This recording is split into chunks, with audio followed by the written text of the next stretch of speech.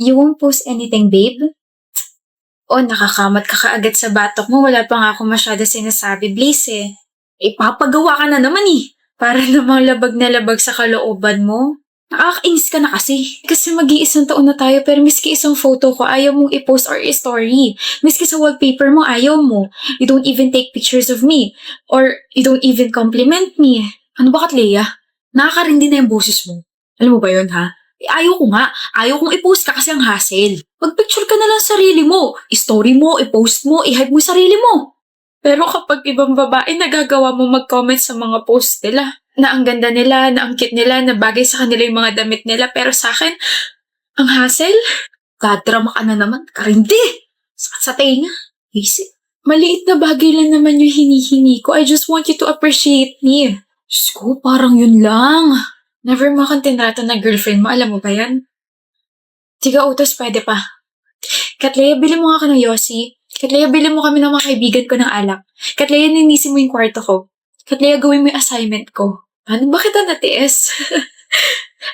Kasi mahal nga pala kita. Nakakapagod din pala, no? Yun na nga lang yung silbi mo, nagre-reklamo ka pa? Alam mo, tama nga yung mga tropa ko eh. Maarte ka.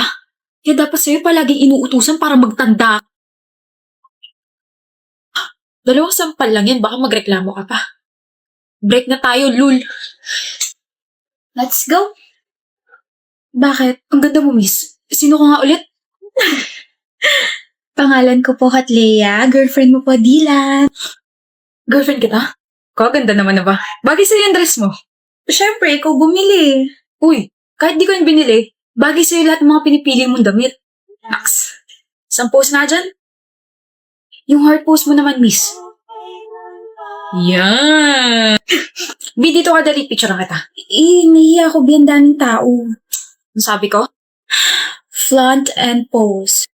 Tama, flaunt and pose. Yan, nakaganto, babes. Smile. Tapos tingin ka sa gilid, pakita mo yung nakakahiwa mong jawline. Visit. Yan! Ang ngiti, parang in love ah. Tagal na. So happy for you, Frenny. Binigyo ka lang ng ex mo dati, pero ngayon kulang na lang mag-slide ka sa baghari mo. You and your words talaga. Ang tanong ng taong bayan, nasa tamang tao na ba? Oo. Nasa tamang tao na ako. Dylan, ikaw, Bi, nasa tamang tao ka na ba? Bi, ako rin. Nasa taong tama na. Nilalanggam na ako rito. Makaalis na ang buwisit. Liga na? Okay, baby. Layuan mo ang anak ko. Ayoko po. Layuan mo ang anak ko. You're not even allowed to love him. Isa ka lang naman. Commoner. Mahal ko po si Logan. Yung pagmamahal mo sisira sa anak ko. What would my amigas think of my son kapag nalaman nilang may girlfriend siya isang basura? Nakakahiya. Malinis po ang intensyon ko, tita. Do not call me tita. Nakakadiri. Sorry po. 500,000 pesos. Cash. Layuan mo ang anak ko. Grabe ka naman po. Hindi naman po nabibili yung pagmamahal ko para sa anak ninyo. Dagdagan ko pa ba? 750,000 pesos. Malaki na yan para sa isang katulad mo.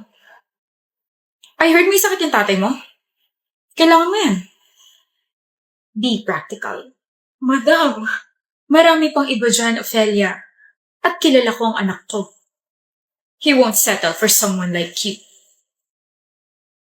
Tatanggapin mo ba? 2 milyon. Kapalit ng paglayo ko sa anak ninyo. Shameless. Okay. Expect the money tomorrow. Ihahatid ng bodyguard ko sa bahay ninyo. Makakaalis ka na. Logan. Ophelia, mahal. Totoo ba? Tinanggap mo yung pera? I'm sorry. Kailangan ko ng pera eh. Kailangan natin ng pera. Di ba magtatanan tayo? Uto-uto talaga yung nanay mo. Akala niya may sakit si tatay, pero ang totoo, wala naman na talaga akong tatay, Diyos ko. Magkano in-offer sa'yo?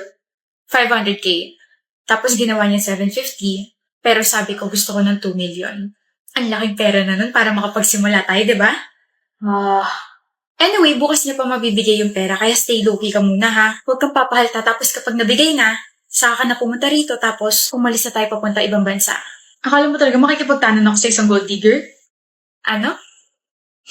Akala mo hindi ko alam? Alam mong ano? Na mahilig ka makipagrelasyon sa taong mapera na may pamilyang alam mong kaaayawan ka.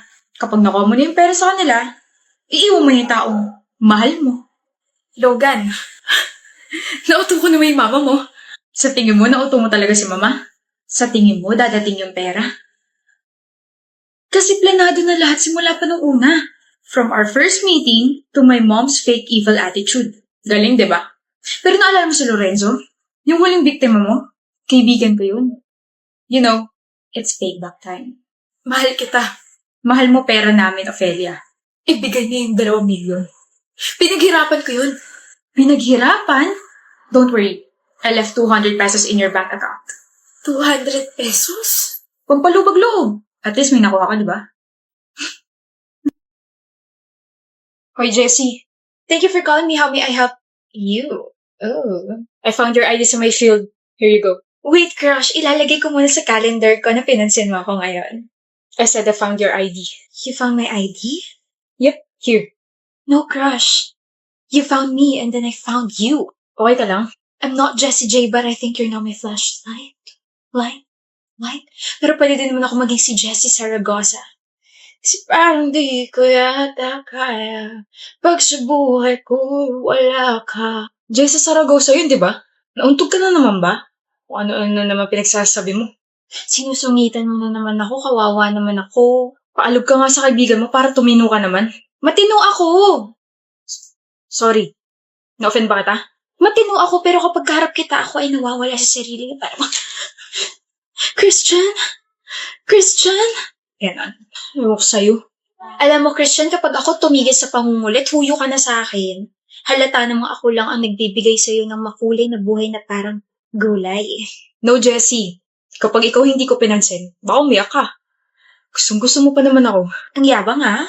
I'm gonna remove that smirk, Christian. Ipupusta ko puso ko. Hindi mo kaya. Puso? Bakit? Gusto mo na ba ako? Gusto? Let's see. Try harder, Jessie. You won't last long.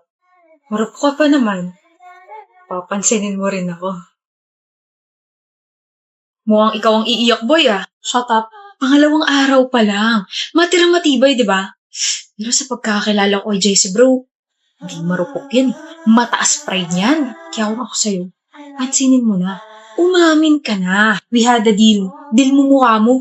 Parang ewan kung makangiti kahapon tapos ngayon, mas masama pa mukha mo kaysa sa akin na bumagsak sa pre-cal. Bahala ka. Baka mali ka niyan. Bayan, kung uubo kayo, doon kayo sa labas. Yung virus niyo pakalat-kalat. Hoy. Okay, fine. I give up. Sorry for what I said and for how I acted. Pansinin mo na ako. Oh, Christian, nandiyan ka pala. Kanina ka pa? Hindi mo ba ilalagay sa calendar mo na pinansin kita ngayon? Na natalo ako sa challenge natin? Bakit ko ilalagay yun? Sino ka ba? Seryoso ka ba? Mamaya na pwede. May ginagawa kasi ako. Shoo! I'm gonna shoo away. Lagot ka, Christian. Hindi na siya yung Jessie na may gusto sa'yo. Tigilan mo nga, Koy. Nakakarindi ka. Parang demonyo dyan ng bulong. Te, kakain na tayo sa labas. Diyan lang tayo sa mall, oh. Ba't kailangan pa mag-dress? Gusto ko eh. Tsaka kabili ko lang nito. Alam nga na maitambak ko lang sa closet ko. Ang sabihin mo, nagpapaka-extra ka lang. Okay, we're not having this conversation again, Lina. Baka mawala lang ako sa mood at mag-bad trip sa'yo. Hindi. Pag-usapan natin to ngayon. Lagi ka na lang kasing ganyan tuwing nagala tayo eh. Ano? Buti pa ako naka-t-shirt at maong pants lang. Okay. Tapos ba't kailangan pa mag-makeup? Naka-eyeshadow ka po. What if gayahin mo ako? Simple lang. Natural, walang halong chemical. Ba't ka tumatawa? Gusto mo ba ng medal for being simple and natural without halong chemical? Marami ako sa bahay. Don't be sarcastic, Denise. Ano ba gusto mo iparating? Na masyado kang overdressed. Nagpapapansin ka ba sa mga lalaki? What? Nagpapapansin? Ginagawa mo ba to para lahat ng mga lalaki tignan ka? Kahit sa school naka-makeup ka pa. Attention seeker. Insecure. Ang sabi mo, Denise? Ako? Insecure? What? Are you mad at me for calling you an insecure best friend? Bawiin mo sinabi mo. Totoo naman eh. Attention seeker ka, maarte, gustong-gusto na tingnan ka ng mga lalaki. Kaya siguro ikaw yung nagustuhan ng taong gusto ko dahil ganyan ka. OMG! So this is all about Trey. Your guy best friend na crush mo. Well, hindi ko kasalanan na gusto niya ako. Kahit close kayo nun, ayoko siyang kilalanin. Wala akong pakialam sa kanya. Nagsusuot ako ng mga ganitong damit and I'm wearing makeup para mas maging confident ako. I satisfy myself. Excuse me. You deserve that slap for insulting me. I can't believe I befriended someone like you. Well, congratulations, Lina. You just lost someone who treasures you so much. You just lost me. Oh, Lina? Trey, may kasama ka? Si Denise kasi iniwan ako. Hindi niya na ako tinuturing na kaibigan. Huh? Bakit? She likes you too.